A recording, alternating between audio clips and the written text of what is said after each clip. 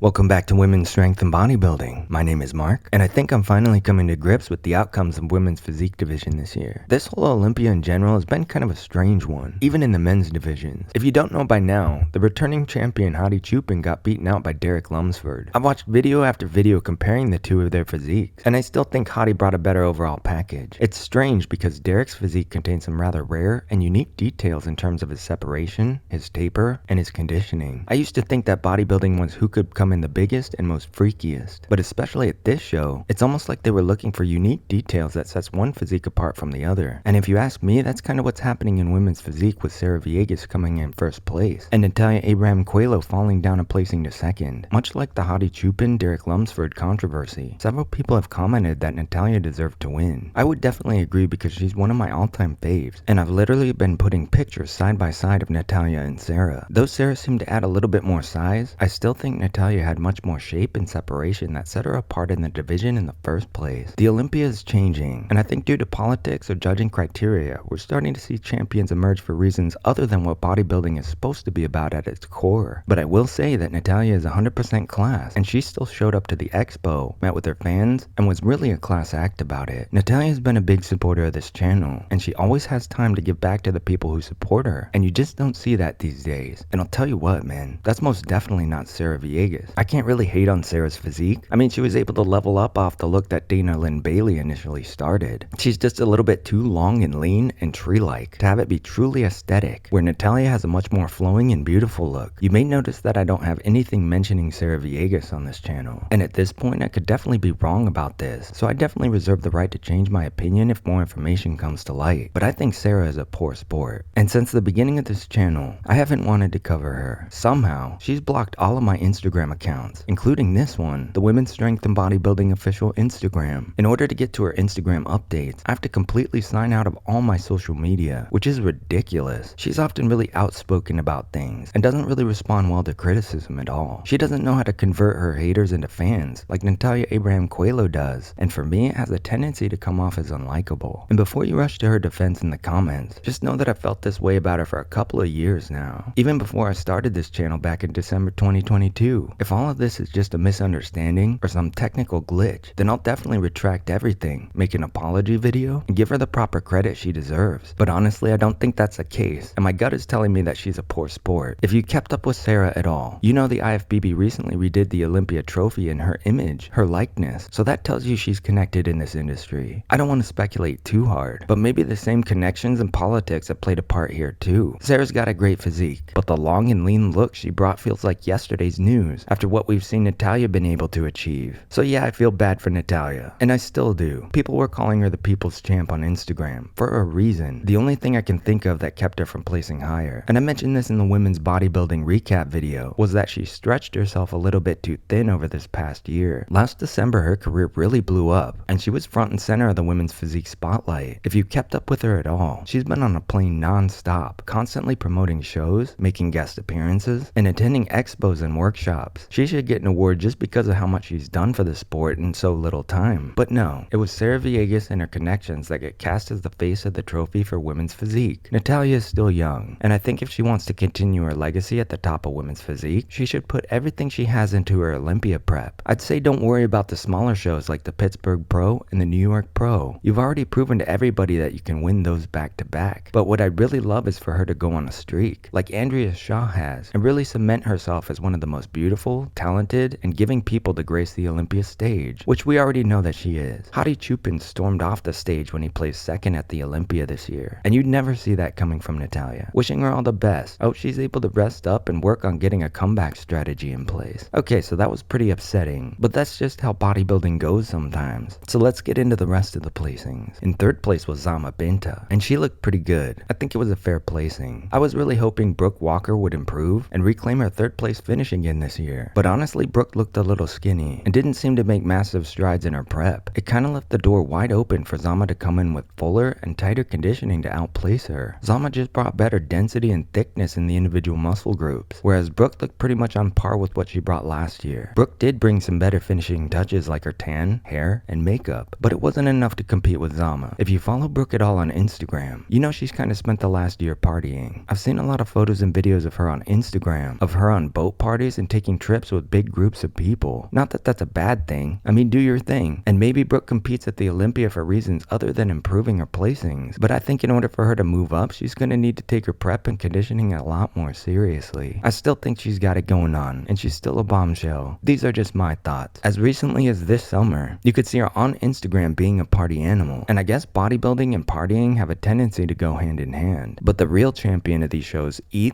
live, and breathe the contest prep. So who knows what we'll see from her next year. So that covers 3rd and 4th place in women's physique. But who came in 5th? It was Anne-Lorraine Mohn. I was really impressed with what she brought to the Vancouver Island Showdown, and it was enough for her to win 1st place at that show. And I think she's got some serious potential. I might have even put her in front of Brooke, just because of the detail, feathering, and separation she has, especially in her back poses. Her tan was looking really well done too. Brooke got lucky this time, but who knows, maybe next time Anne beats her out. This Olympia in particular is proof that anything can happen. Okay, so there's the top 5, and you might be asking yourself, where the heck is Ivie Rhein? She didn't quite make the top 5. Her conditioning seemed like it might have slipped from the Masters Olympia and the Texas Pro just a little bit. She definitely wasn't as shredded as Anne-Lorraine, and because of that, she wasn't able to maintain her 5th place finish from last year. But she still has 2 1st place wins from this year alone, and I think that's more than enough to be proud of. The only other competitor I want to mention that I was absolutely shocked about is Emily Schubert. After placing just behind Natalia Abraham Coelho at the New York Pro and the Pittsburgh Pro this year, I had her top 5 in the Olympia at least, and it doesn't even look like the same person as the one who competed at those shows. And that just further stresses my point about peaking too many times in one year. I think you'll find that the winners tend to make everything about the Olympia, and every decision they make is a stride towards excellence. So that's it for women's physique. What do you guys think about these placings, or just this Olympia in general? Let me know in the comments, and don't forget to subscribe, and be sure to check out my other videos.